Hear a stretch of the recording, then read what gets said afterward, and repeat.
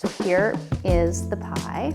They're nice and fluffy in a way that most pumpkin pies are not. They have cracked a little bit, but you see it's still just a tiny bit wiggly, which I think is good. Hey everyone, it's Amanda, and I am about to make a pie dough because I'm making Julia Child's Aunt Helen's fluffy pumpkin pie. I've got 1.25 cups of all-purpose flour. I'm adding a 1/2 teaspoon of salt. This is in my food processor, obviously. And I am going to give that a quick pulse. And then I'm gonna add butter, which I forgot to get out of the fridge. We're making a double batch because this actually makes 2 pies, which I love because it sort of says, I am having a big group and it's gonna be big and fun and there's gonna be a lot of food and I need not just 1 pie, but 2. Now I'm gonna pulse it until you get these little pea-sized pieces.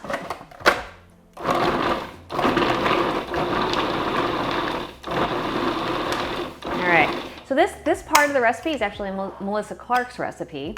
Julia's recipe is a very old-fashioned like recipe in that it just calls for pie dough because it assumes that you have, a whole, list of great pie doughs that you call upon when you're going to make pie. So this is another recipe that's on the Times website, and it's just called Pie Crust by Melissa Clark. Now I'm going to add probably anywhere from 4 to 8 tablespoons of ice water. I'm going to start with 4 and pulse those in just until this comes together. You want it to be moist but not too wet. This expert here, I'm here to actually tell you about my new book, which is called The Essential New York Times Cookbook, and the first version of it came out 11 years ago. Now, most people would do a 10th anniversary edition. And that was my initial plan. By the way, this is now my 6th tablespoon of water going in. I'm gonna pulse it again. And then COVID hit, and it was just like, maybe the 10th year is not the year to do the anniversary edition, so let's just make it the 11th. Ooh, yeah, now it's coming together. Okay, so this to me it's coming together, but it's not moist enough. It needs a little bit more moisture. So I'm gonna add 7, 1 more tablespoon. I'm gonna do 1 more tablespoon and then I'm gonna see again. I think it's gonna need 8 though, but I don't wanna overwork it here. So yeah, I'm just gonna put in the 1/8, give it a quick pulse, and then we're gonna shape it into discs and get it chilling. Yep, okay, there we go. So I've done this new version of the book.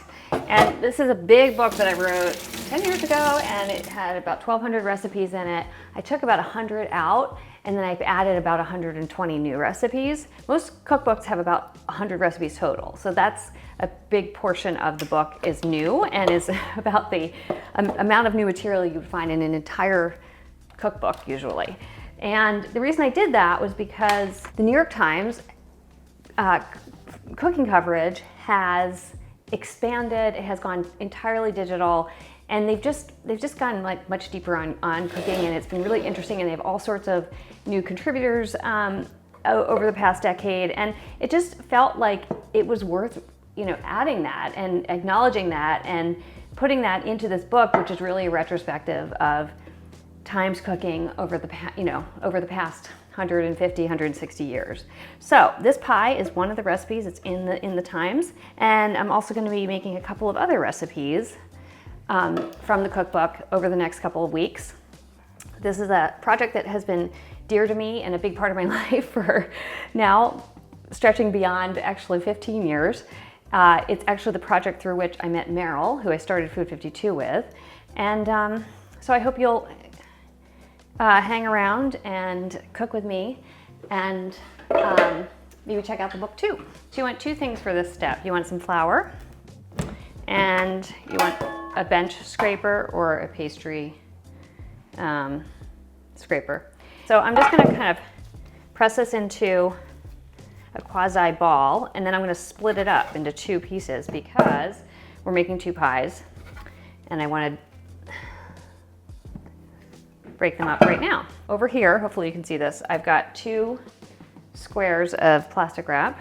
Okay, here we go. And I'm just gonna wrap those up. These are gonna go in the fridge, and I will see you either in a few hours or maybe tomorrow. Hey there, Different day, same hair. I am now moving on to mixing the pumpkin filling, the fluffy pumpkin filling. I am now taking 2 cans of pumpkin and combining them into a bowl. Now, the way the recipe is written is that they have you do this part in the mixer, and then you whip egg whites in the mixer, and I don't have 2 mixer bowls. Well, actually that's not true. I do, I'm not motivated to dig the other one out of my cabinet. I rolled out the pie dough and I put it into the pie pans because I figured if I didn't do that off of the video was gonna be 87 minutes long and I was gonna lose all of you. Okay, so I've got 1 cup of regular sugar, 1 cup of light brown sugar. I also wanted to show you. So this is the original edition, but this is a very well-used copy. Yes, I use my own cookbook. These are because most of the recipes, I would say like the vast 99% of the recipes are not mine. They're recipes from other people who wrote for the New York Times. This is the new edition. Okay, so I've got my light brown sugar happening. I'm already feeling bad. Natasha is our incredible video editor, and I'm sorry, Natasha, this is gonna be a really tough one to edit because I'm not super organized and it's a long recipe, and I know we want to keep these videos kind of succinct. And then I'm going to add some kosher salt. It doesn't say how much, so I'm just going to add actually a big pinch. So we're going to add 3 tablespoons of molasses. Wah! I'm sure there's a much better way to measure molasses. I'm going to scrape out the rest with my finger. That's probably it. I would say that that was very much an approximation of 3 tablespoons. Time for the bourbon to go in. And I am using my meat eater. Do you guys know the site Meat Eater? It's fantastic. If you're into like outdoor sports like fishing or hunting. You can also use dark rum if you don't have bourbon. They have great content, and they also have a shop, and they've created this bourbon. Okay, 3 teaspoons of cinnamon. 3, well, I mean 2, I mean sorry. I mean 1, that was 1, 2. 3 teaspoons of ginger. Yes, it would have been better if I had pre-measured, but this is real cooking here. Okay, 1, 2, 3. Oh, this is gonna be so nice. Cloves, 1/4 teaspoon. I'm gonna move these up there. Okay, so you can see what I'm doing. 1/4 teaspoon, there it goes. I always feel like you can't really go wrong with a little bit of extra spice. Okay, now, we're moving on to the liquids, which are 1 cup of cream.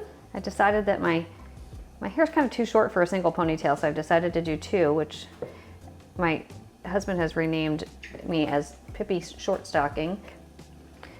Not maybe the best hairdo for me, but you know, I am now going to add 3/4 of a cup of milk after I make sure that it hasn't gone bad. That's it. That is the filling, or that's the base of the filling. And then we're gonna add, I forgot the most important ingredient, or one of the most important ingredients, eggs. I decided that, okay, fine, I will just use an extra bowl. I was trying to avoid that. There we go. So I'm gonna crack my eggs. This is the part that, this is the detail of this recipe that makes the pie so fluffy. If you take the time to separate the eggs and then aerate the whites, and kind of make a little light, not exactly a meringue, but basically a light one, and then fold that into the mixture, then you end up with a pie filling that is just, I'm gonna use a fancy word, more diaphanous than a normal pumpkin pie, which, as I think everyone agrees, we all love pumpkin pie, but it sometimes can be leaden. And so anything you can do to shift that feeling is good. So what I'm gonna do now is I'm gonna add these, do this properly, and add these to the mixer bowl. So I'm gonna start whipping it. Okay, so I'm gonna add my pinch of salt.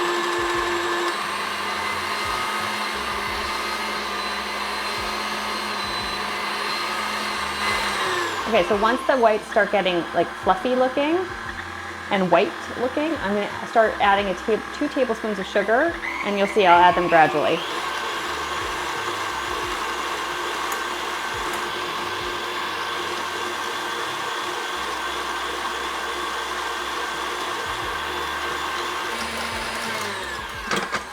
Okay, so I'm going to show you what I've got. See that? That is a nice shiny white peak. I'm going to mix this up first. Oh, it smells so good because it's got all of those warm spices in there. We're going to take about 1/4 of this and fold it in just to get it going, just to start lightening it up. Okay, I'm going to keep mixing. Okay, I think that's good. I don't want to deflate it anymore. I'm going to get the pie shells. I just rolled them out with a tiny bit of flour. This pie dough is gorgeous and very easy to work with. And then I put it into 2 aluminum tins. And I just want to show you, hopefully you can see, they're little, I use these because they have little holes in them. And my thinking was that that would help bake the bottom crust because you're not pre-baking the crust. All right, now you're supposed to use a ladle, but because this bowl, which is by Roasty Mipal and is available on Food 52, has a spout. I'm just gonna do it. I'm just gonna pour them in. Hopefully you can see what I'm doing. Okay. And just trying to split it evenly among the pies. And then we're gonna stick this in the oven, and there's a couple of steps once it's in the oven, just of temperature changing, and then actually at the end you turn off the oven and then open the oven door and leave the pies in the oven, which is kind of cool. Place in the oven and bake until the rim crust begins to turn gold, which is 10 to 15 minutes. And then we're gonna reduce the heat to 375. So I'm gonna put these in. Here we go.